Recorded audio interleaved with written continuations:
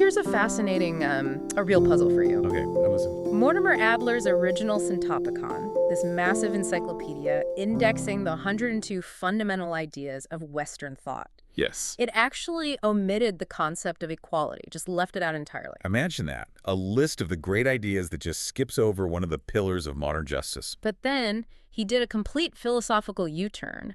Later, Adler declared equality was so essential it was one of his 6 great ideas. And that omission and then the correction, that tells a really profound story. It's about how an idea can move from being, well, an implied social good to an absolutely non-negotiable principle. And that's exactly our deep dive today. We're exploring why philosophers now see the equal moral worth of every person as so central to justice.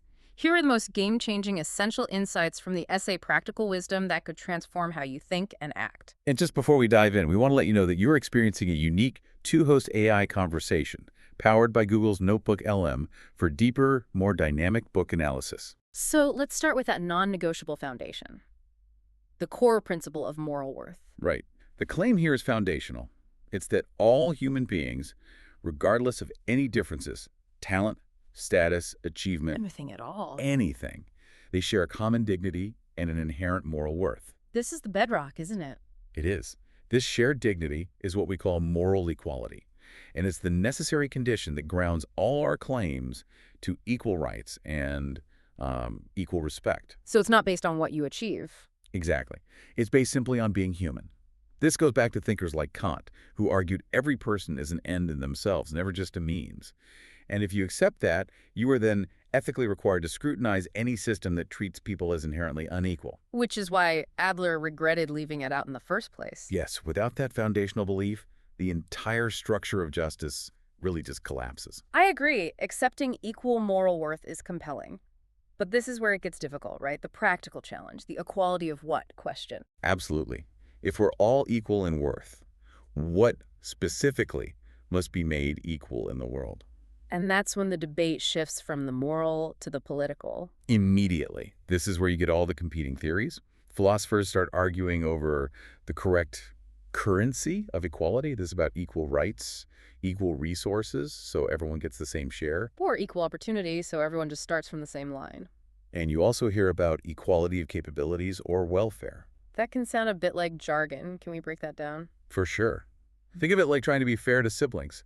Equality of resources means they all get the exact same amount of money. Simple enough. But equality of welfare means you give them money until they're all equally happy, a much harder standard to meet. I'll say. And equality of capabilities, which is a very popular modern view, means ensuring they all have the real freedom, the capability to pursue a good life.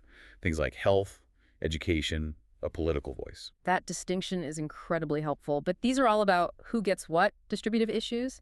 The sources also point to something else, relational equality. And what's fascinating about relational equality is it forces us to look beyond just the fair slice of the pie. And focus on what exactly? On how we stand in relation to one another. Justice demands that citizens can stand as social equals. That means avoiding social relations built on domination or tyranny or stigma.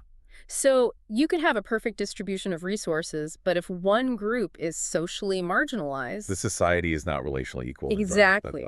We need both, fair distribution and non-dominating relationships.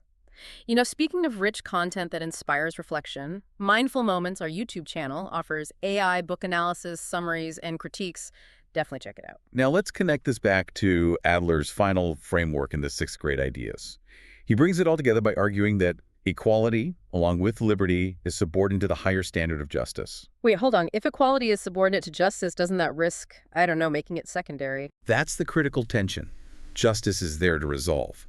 Justice acts as the standard that limits both values at the same time. It limits excessive inequality because huge gaps undermine dignity. Of course. But, and this is crucial, it also limits forced leveling.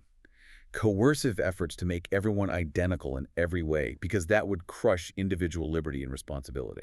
So justice is the balancing act. It's the framework that keeps everything in its proper balance. So what does this all mean for us today?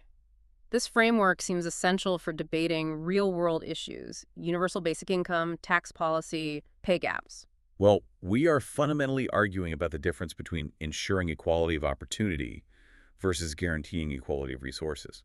It seems understanding equality requires two distinct steps then. It does. First, you have to settle why it's a core value in the first place, the why equality question. And second, the much more difficult political step of figuring out its practical implementation, the equality of what question. That's the debate that shapes our world. And it's a debate that really never ends. A profound distinction to remember. Click the link on screen for the in-depth book summary, subscribe, share, purchase via link, and think rationally. See the many genre-based book podcasts at Mindful Moments. Nourish your mind on the go.